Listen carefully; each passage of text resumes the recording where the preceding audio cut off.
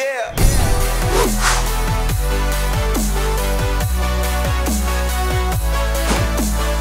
Welcome back to the Gridiron Expert, bringing you some of the best college football news, predictions, and analysis.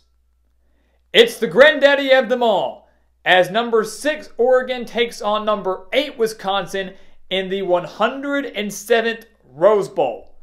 A game that, outside of maybe the Fiesta Bowl, will be the best New Year's Six bowl game we have this postseason. We'll start with Oregon here, a team that was 1 win away from making the college football playoff. If the Ducks don't go out to the desert and lose to Arizona State, the Ducks are in the playoff over Oklahoma. Because Oregon went on to annihilate Utah, a team that had they won would have been in the playoff, but beat them 37-15 in the Pac-12 championship game behind a dominant defensive performance and unbelievable rushing performance from C.J. Verdell. When you look at Wisconsin, this is a team that started fast and really had a great year, bounce-back year I should say, under Paul Chryst. One that started 6-0 with 4 shutouts in their first 6 games, but then lost back-to-back games to Illinois and Ohio State, but still managed to win the Big Ten West before falling to Ohio State again in the Big Ten championship game, despite leading by 14 points in that one. When you look at these two teams offensively, the first thing that pops out to me is that they are both of them, extremely balanced. Oregon putting up 35.9 points per game, 267.5 passing yards per game, and 183.2 rushing yards per game. And we all know who the leader of this Oregon offense is. It's their quarterback, Justin Herbert, who shocked everybody last year by announcing that he would forego the NFL draft and be coming back for one final season in Eugene. And this season did not disappoint. While the Ducks certainly wanted to get to the college football playoff, a Pac-12 championship and a Rose Bowl berth is pretty dang good, and a Rose Bowl win would be even better. Herbert putting up over 3,000 yards, 3,333, all threes, 32 touchdowns, 5 interceptions, and has a 66.7% completion percentage. So he is accurate, he takes very good care of the football, and he has a phenomenal offensive crew surrounding him. None other, in my opinion, that's better than C.J. Verdell. You know, Oregon, we picture over recent years, has been a very great passing team. You go back and look at the Marcus Mariota days. You look at the recent years under Justin Herbert. But now you've got C.J. Verdell, guys, over 1,100 yards on the season and 8 touchdowns. And he's a player that can turn it on when he wants to. If the opportunity arises, he's going to make you pay for it. He had 208 rushing yards against Utah, a team that going into that game was allowing less than 60 rushing yards per game. Verdell said, no, I'm better than that. You guys are overrated. I'm going to rush for 208. Or how about the time he rushed for 3 touchdowns and 257 yards against Washington State, a 37-35 victory for Oregon. So this is the guy that complements Justin Herbert extremely well, and that 1-2 punch of a dominant passing attack and a dominant rushing attack is going to be a major test for this Wisconsin defense. The Badgers, offensively, very evenly matched with Oregon. 34.6 points per game, so 1.3 point differential there offensively. And they are way more balanced, in my opinion, than Oregon. 201.2 passing yards per game and 240.5 rushing yards per game. And we said earlier, you know, when you think of Oregon, you're thinking of Justin Herbert, who very well could be a high first-round draft pick in 2020 NFL Draft. When you think of Wisconsin, you think of their running back in Jonathan Taylor, who has gotten snubbed, I would say, a couple times. Wasn't even invited to the Heisman Trophy ceremony, but rushed for over 1,900 yards this season and 21 touchdowns. And he is just 91 yards away from his second 2,000-yard rushing season. His second 2,000-yard rushing season, back-to-back it would be. And if he does get those 91 yards here in this Rose Bowl, it will make him the first player since Troy Davis at Iowa State back in 1995 and 1996 to rush for 2,000 yards in back-to-back seasons. And keep in mind, Jonathan Taylor can still come back next year for the Badgers. So he is the leader of this Wisconsin offense. That's who they're feeding it to. But you can't forget about their quarterback either, in Jack Cohn, who in his first year as a starter for Wisconsin has really impressed me. I didn't know what we would get out of him. We saw him sparingly last year in 2018, but he's thrown for over 2,500 yards, 17 touchdowns, and 4 interceptions. He does a great job of taking care of the football, just like Justin Herbert. And I feel that Jack Cohn has really improved as a passer every single game. You're going to continue to feed it to Jonathan Taylor. Why wouldn't you? But every single game he has improved, and I think really you saw his best performance in the season finale when he torched Minnesota's defense on the road to send Wisconsin to the Big Ten championship game.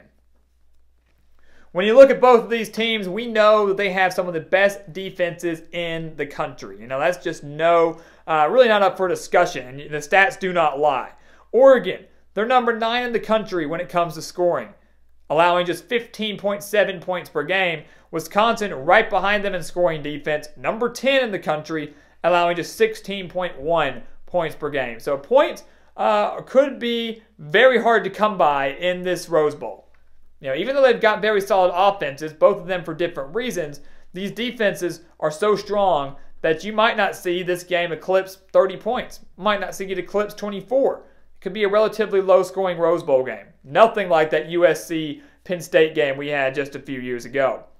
But when I look at Oregon here, I look at how dominant they've been, especially up front.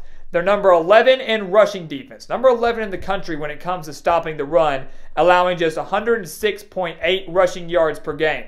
So that's a major number you want to circle as they're going up against one of the better running backs in the country in Jonathan Taylor. They're also number 11 in the country when it comes to sacks. Oregon racking up 41 sacks this season, led by Kayvon Thibodeau. Will he break through in this game? Will he have a huge game like he did in the Pac-12 championship game? Thibodeau, 14 tackles for a loss and 9 sacks this season. He is an absolute beast for this Oregon defense, something that the Wisconsin offensive line is really going to have to focus on. You might even see them double-team Thibodeau in this game. But the major question is, can Oregon, who's been so strong against the run all season, can they stop Jonathan Taylor? Can they protect Jack Cohn in the pocket? Because my one thing is that Oregon does allow 222.8 passing yards per game. So while they're so good against the run, they allow a lot of passing yards. And I know they face some very solid quarterbacks in the Pac-12. But Jack Cohn has thrown for 510 yards and 2 touchdowns in just his past 2 games. So I mentioned we saw his best performance against Minnesota in the season finale. He didn't have a bad performance in the Big Ten championship game against one of the better defenses in the country in Ohio State. If he stays hot, if he continues to have that hot hand, that could spell trouble for a fairly vulnerable Oregon defense. Wisconsin, we mentioned they were 10th in scoring defense. They're also 9th in rushing defense, 102.4 rushing yards per game. So CJ Verdell, he's done a pretty good job in recent games going up against teams that don't give up many yards against the run. Well, Utah's rushing defense was better than Wisconsin's, and he torched them.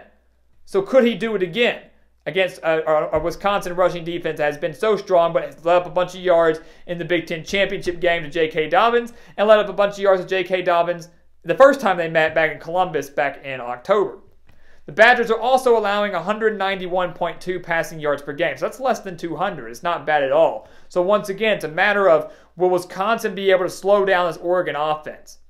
An Oregon offense that put up 37 against that dominant defense in Utah. An Oregon offense that's so balanced and so explosive, can jump on you at any time. Will Wisconsin be able to do that and slow that down and kind of keep this game low scoring? Because if it becomes a shootout, it's over. If this game becomes a shootout, Wisconsin has lost.